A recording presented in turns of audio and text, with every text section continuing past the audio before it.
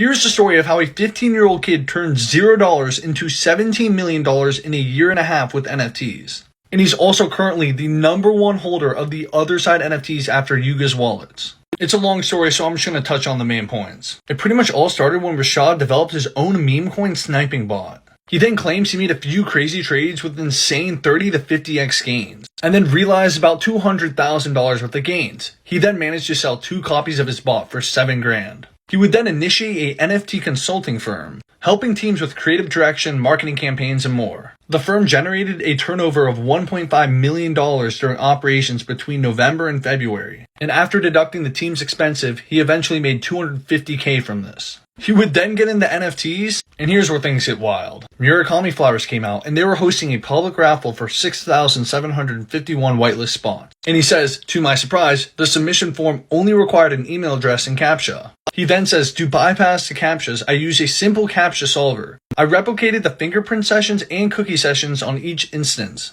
I didn't use any proxies, just a VPN switch every 1,000 emails. Within 24 hours, I managed to submit 126,841 entries. He would then end up winning 923 whitelist spots for the Murakami Flowers. So 13.6% of all the winners was this kid.